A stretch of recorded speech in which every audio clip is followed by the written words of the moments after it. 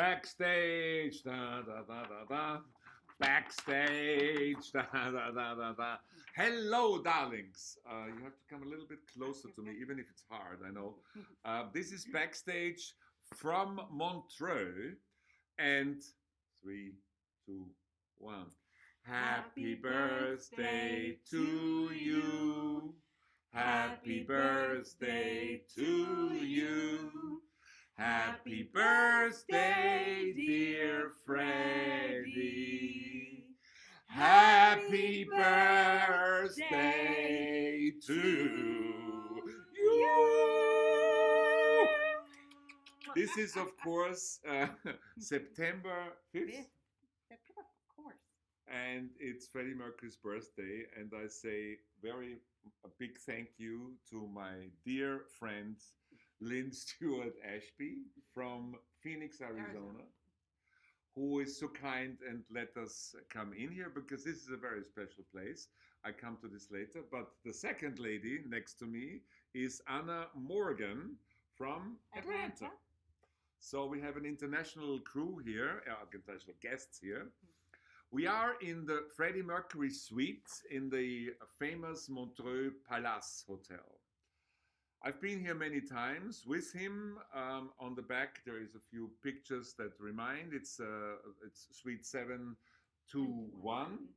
So everybody can come here and can book it. Yes. I mean, I would presume it's more expensive than the regular room. Is it special for you to stay in? Oh yes. Can you tell me about it? Just being in the space.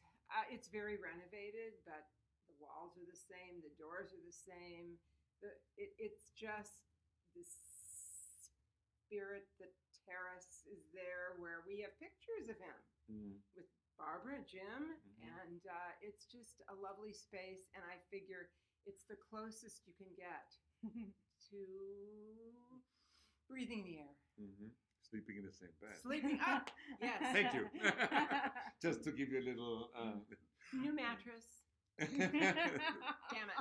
And both of these ladies are, of course, here because here is the Montreux Celebration Days, as for many years now, from Norbert and now Lucien Müller, or Müller, as the French Swiss say, who are doing this with a lot of volunteers to celebrate Freddie Mercury.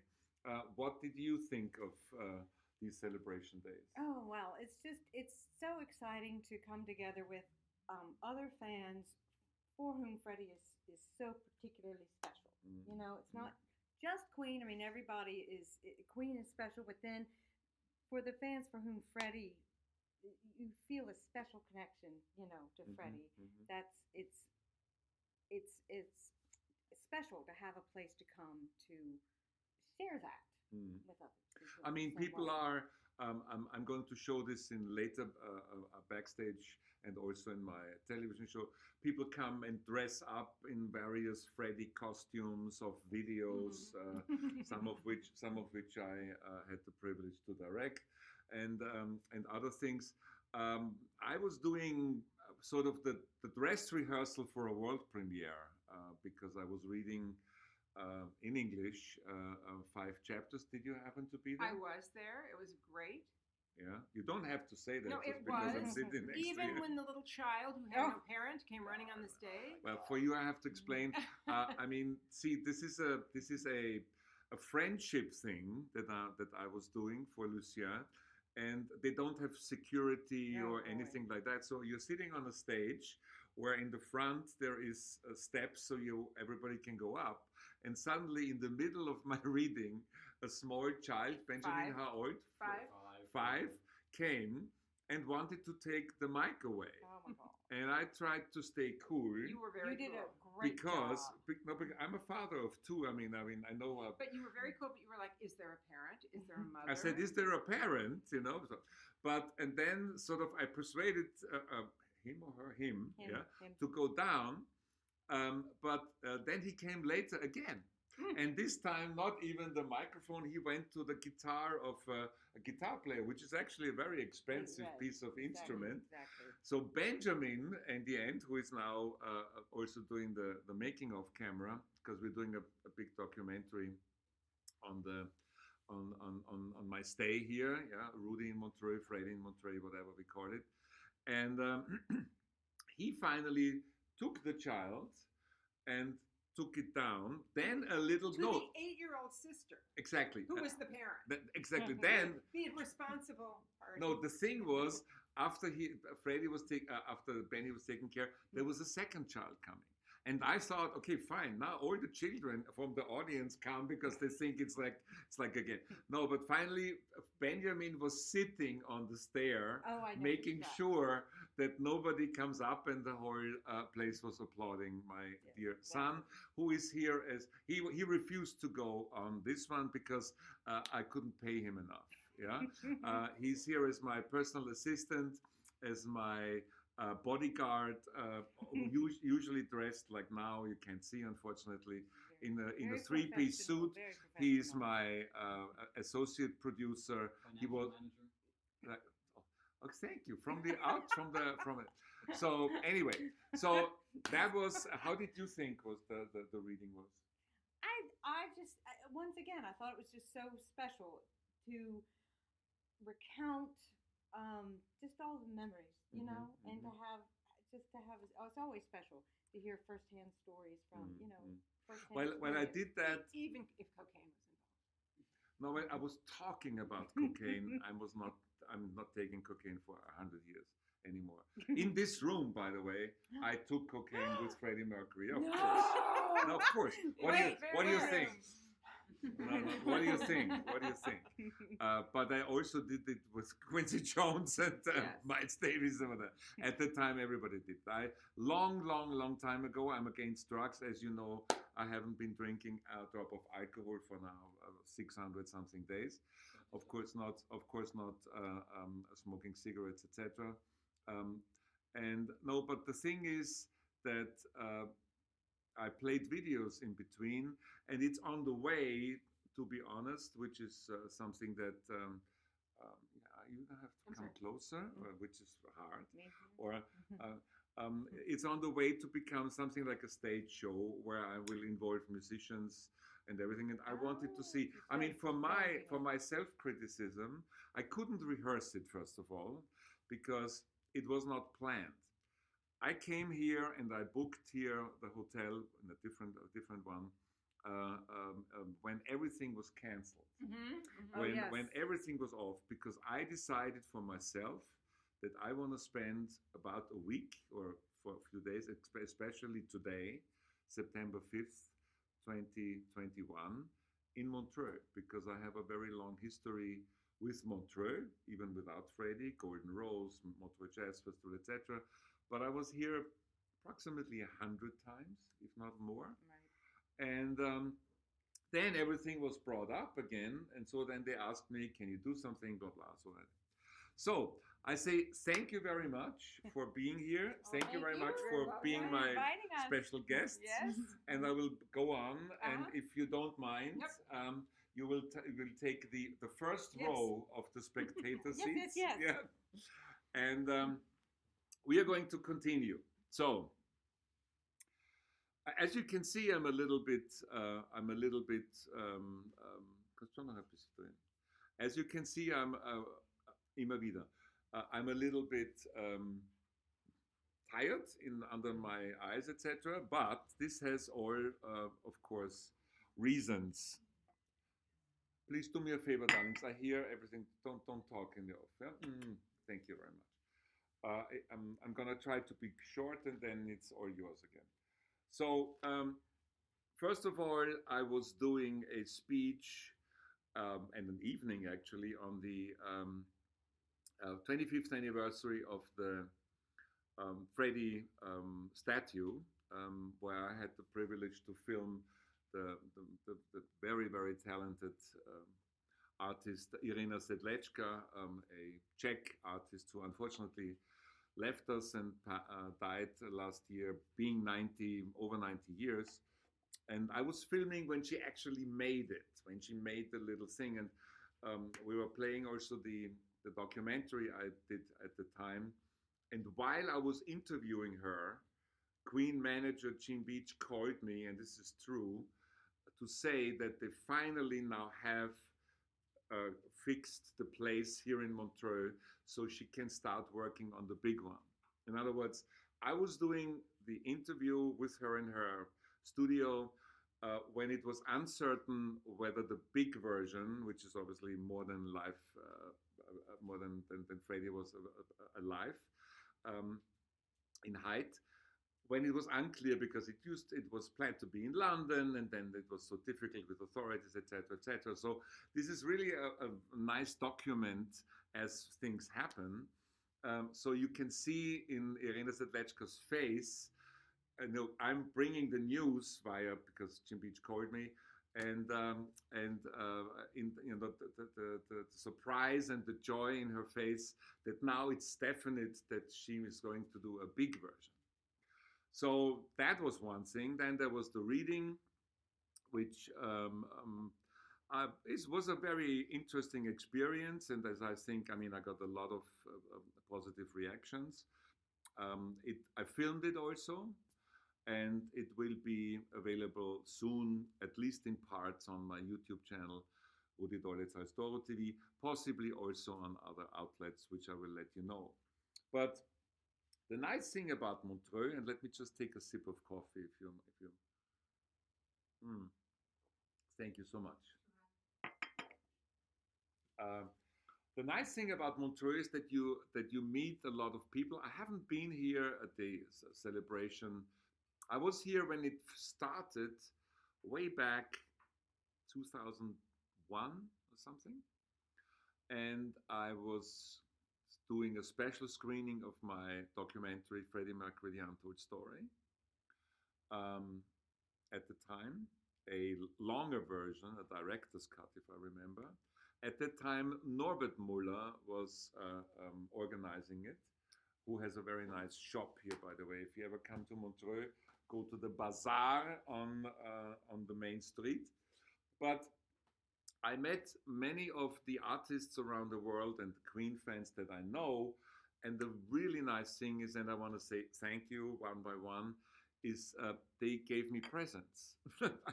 I don't know why, but there's no birthday for me. It's Freddie's birthday.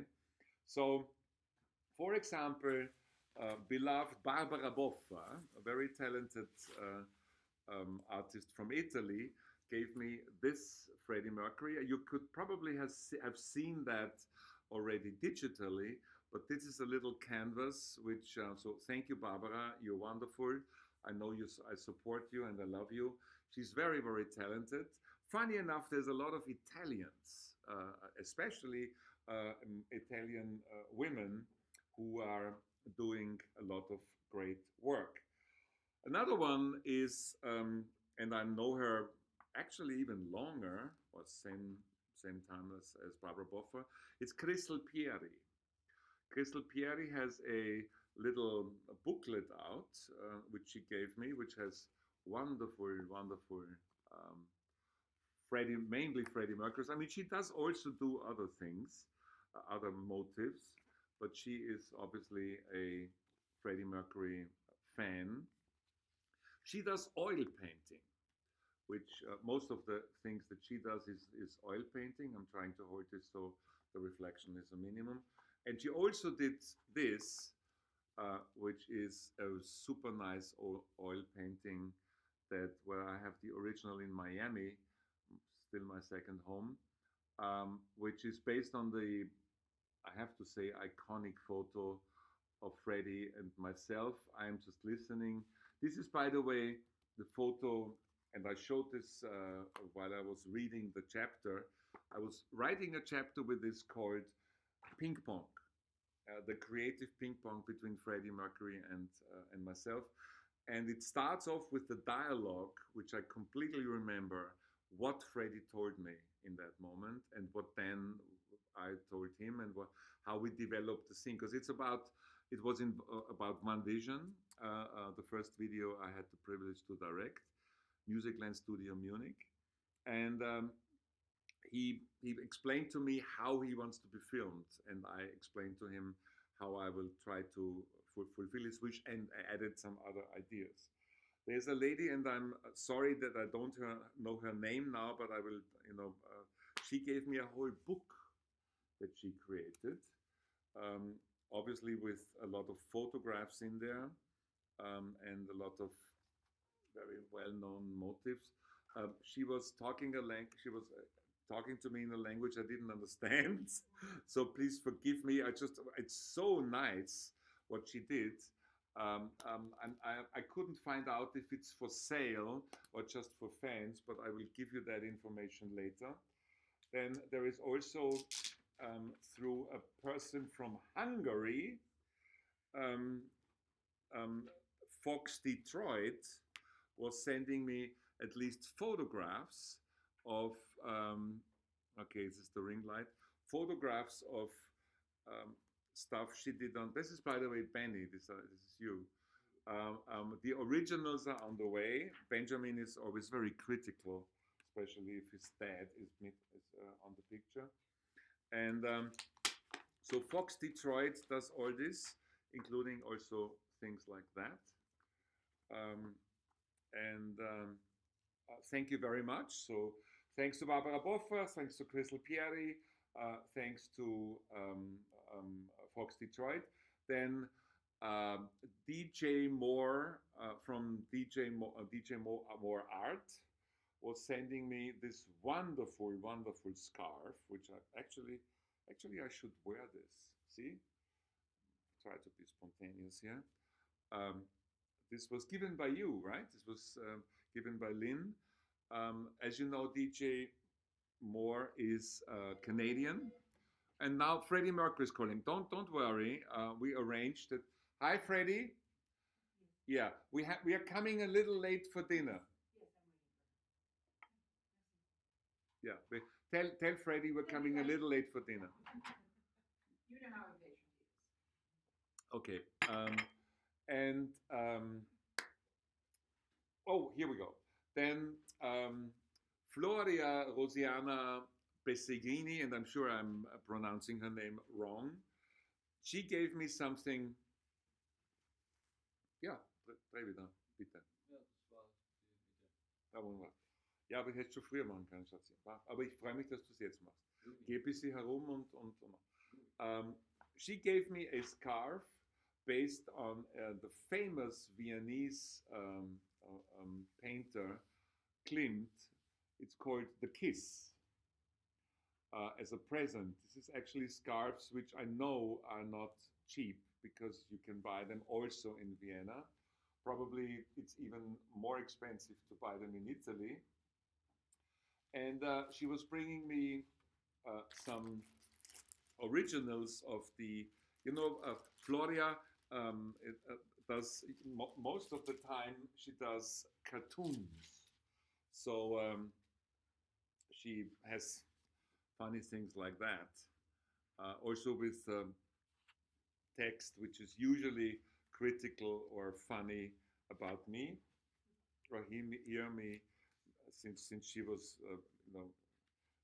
was finding out or seeing that I am I'm doing makeup, which of course I do, especially when I'm on television. Then she does things like that.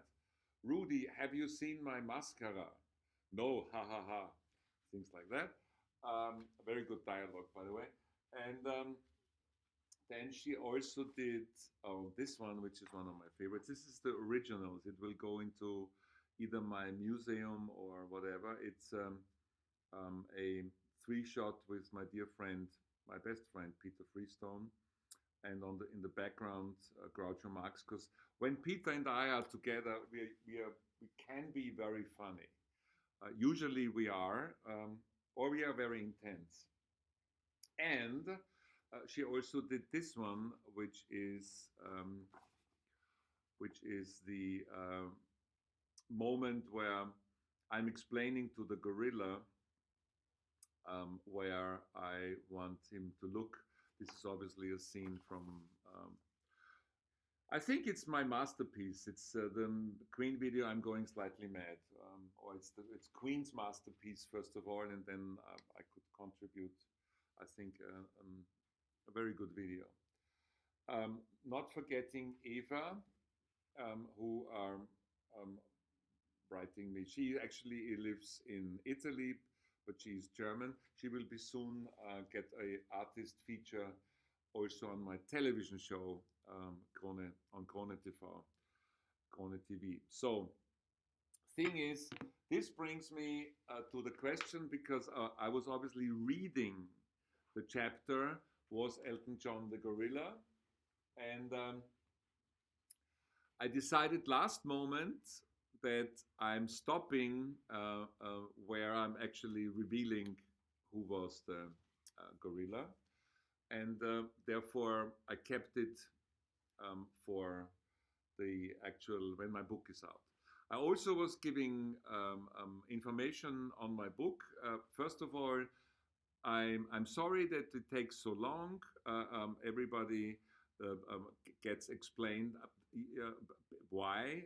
The reason why is I had a worldwide publisher who was, promising to publish it the way I wanted, and then when the contracts were done, they then wanted to change the cover, they wanted to bring in a ghostwriter, etc., etc.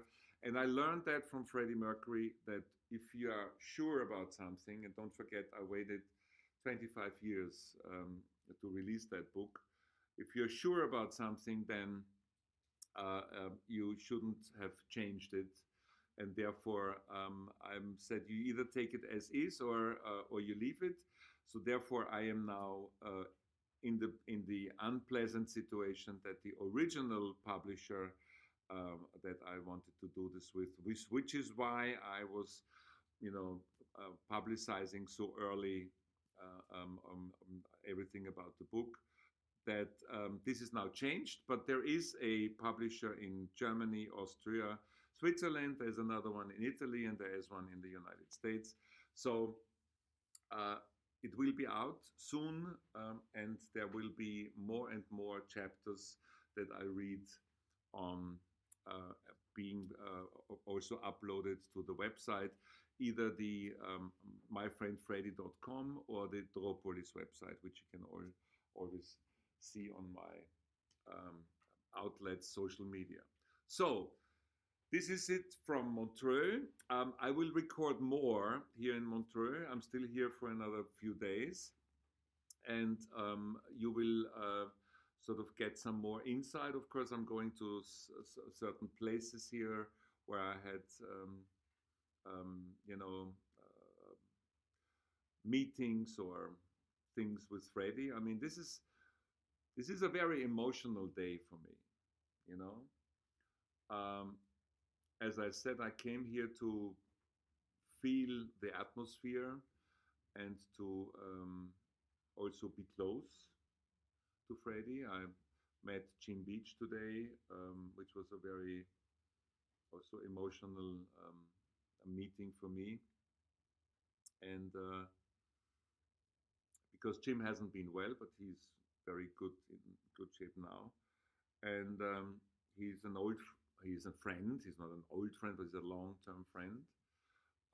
Whether or not we work together, there's some new projects where I can't talk about, but soon I will talk about. But let me say a little bit, sitting in the Freddie Mercury suite, about the man that all the people who come here every year, but especially this year, come, who is the reason that all of these people come. Freddie had multiple aspects and sides of his character. If you want, there was more than one Freddie Mercury. There was, of course, the stage persona, who could have the Wembley Stadium in the palm of his hand, or any other big crowd like Nebworth, where I was privileged to film when 250,000 hands made. All we need is Radio Gaga. 250,000 hands did it in time. So he could do that. Then he could be a very shy person as a private person. There's a scene, I think I said it before, but there's a scene that I filmed in Wembley '86 when after God Save the Queen, which was usually the last song that was played in, Freddie had the crown and everything. When he walked from the stage into off the stage area, and Giovanelli gave him a bathrobe, which is usually what he did because Freddie was sweating and whatever, what have you. And you could see, at least I can see, in one moment, the big stage persona saying this, but also becoming, I would say, a shy person. Because privately, and I talk about this in the book, I mean, there were afternoons where he called me over on Logan Place, and we were watching television on the couch. That was it. We didn't, that was obviously a time when we all stopped taking drugs and drinking heavily. But, I even remember what we used to watch. He loved Miami Vice, especially because he thought it's so stylish suits and everything. And so there is, and then of course in the inner circle where there were years where I counted myself, or was privileged that I was part of that. And I talk about this in another chapter of the book, The Inner Circle. Then he could be very wild. I mean, he could be over the top. He could be the absolute, I mean, I haven't seen, and believe me, I've seen quite a few people I worked with, as you know, or the whole list, yeah? Rolling Stones, blah, blah, blah, etc. And I've seen Sex and Drugs and Rock and Roll, and I took part in it, to be honest, long time ago. But there was nobody who did it like him. I mean, when he was on, I don't know, when he was in form. But only in places where he felt secure, in the inner circle or in clubs where there were only people that he liked, etc. And then there was this great artist. And I always say in Paris Bohemian style, Freddie could, you could talk with Freddie about photography, about filmmaking, about style, about there's no coincidence that at Sotheby's he sent Peter Freestone very often to buy things, because he knew what is good and what is not only because of money, or he was buying Chinese or Japanese stuff, and Mary Austin then had to make sure that it comes safe back to the UK. Or you could talk about theater, or you could talk about opera, or whatever. And those kind of people in the rock and roll scene definitely died out, or are dying out. Yeah, and I'm still in touch with also a lot of younger and contemporary, so to say, bands of different genres. That was an outstanding thing. And what I think about him, of course, today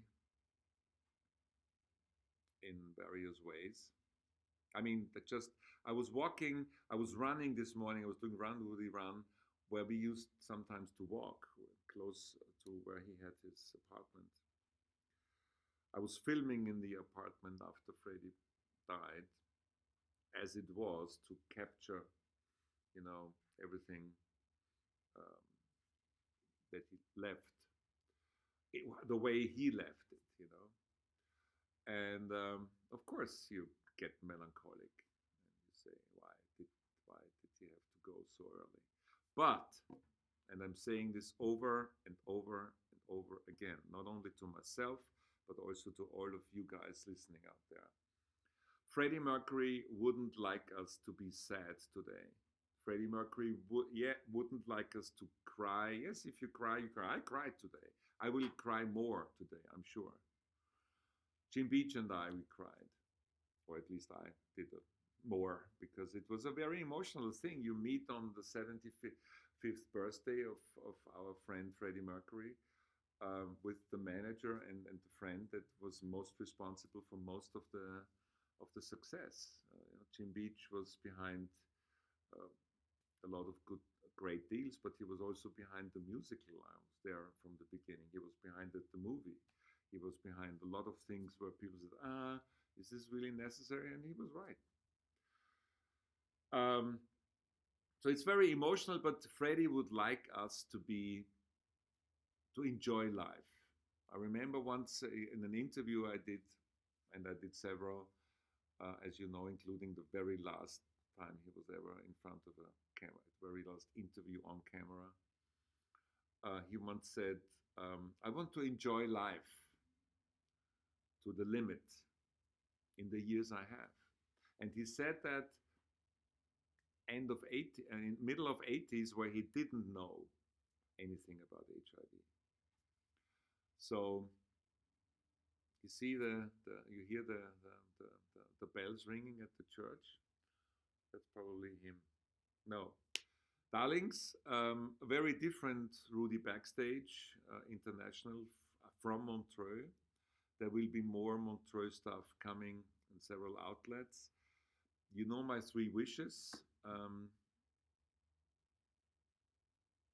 but they're different today. Do me the favor and think of Freddie Mercury today, but in a way where you think of the great things that he left us. And forget all the other 3 usual Rudi wishes. You know them anyway. And this is Freddie's Day, and I again thank Lynn that I could do this from here. I think the atmosphere, especially in the second part of this streaming, took over, so that I maybe said a few things differently to if I would be in my hotel room. Stay safe, stay human, love and respect. Freddie Mercury is with us, and Freddie forever. And now Freddie would say, go on with it, Rudi, I'm getting bored. Okay, thank you very much. That was Backstage number 81, and if I take on my glasses, I might even be able to stop the, okay, please, my son does it. Hello, Benjamin. Hello. Finally, I have you on the program. Stop.